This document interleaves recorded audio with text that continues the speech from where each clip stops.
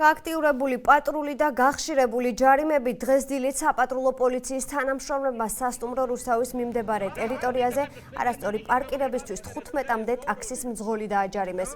მძღოლები საპატრულო პოლიციის თანამშრომლებს უკანონო ქმედებაში ადანაშაულებენ და აცხადებენ, რომ ისინი ავტომობილებს უკვე მრავალი წელია აღნიშნულ ტერიტორიაზე აპარკინგებენ, თუმცა დღემდე მათ სამართალდამცველებთან პრობლემა არ შექმნიათ. აღნიშნულ ტერიტორიაზე არც პარკირების ამკრძალავი ნიშანია დამონტაჟებული. მძღოლები ამბობენ, რომ დღეს მოულოდნელად მათთან პატრულის თანამშრომლები მივიდნენ და წინასწარი გაფრთხილების გარეშე ჯარიმები გამოუწერეს. პოლიციასა და მძღოლებს შორის სიტყვერი დაპირისპირებაც მოხდა. ქრონიკის ინფორმაციით დაჯარიმების ფაქტები რუსთავში კიდევ რამდენიმე მისამართზე დაფიქსირდა. როგორც ქრონიკა შინაგან საქმეთა სამინისტროში განუცხადეს, საპატრულო პოლიცია ჩვეულ რეჟიმში მუშაობს და განსაკუთრებულ მობილიზაციას ადგილი არ აქვს. პატრულის თანამშრომლებმა აღმოაჩინეს დარღვევა და შესაბამისი მოქმედებები გატარდა განმარტავენ უწყებაში.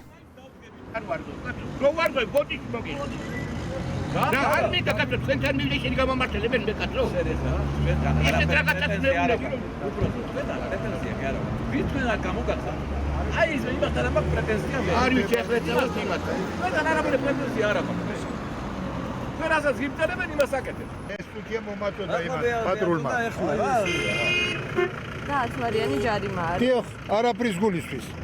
რატო? უკი ვარ უკვე. აი, ყველა ბატონო, მე თანახმაურ ყველაფერს.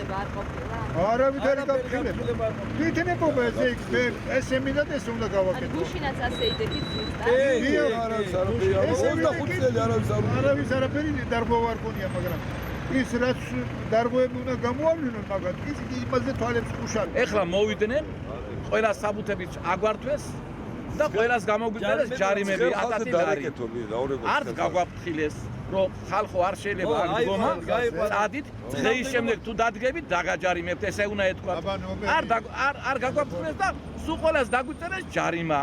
ეს არის უკანონობა, ეს არის უსამართლობა. 5 წელი ზოგი 15 ზოგი გევარ და არ გვირგვევნია და არც არ გვერდ. ერთ მთელი გევარ და ეხლა მოდიო და პირდაპირ გვიწერა რომ ყველა ჯარიმას აღდგომა არ შეიძლება.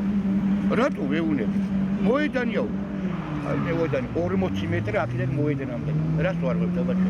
ანუ არასდროს არ ყოფილა ეს დაჯარიმების. არასდროს დღეს იყო პირველი. არასდროს.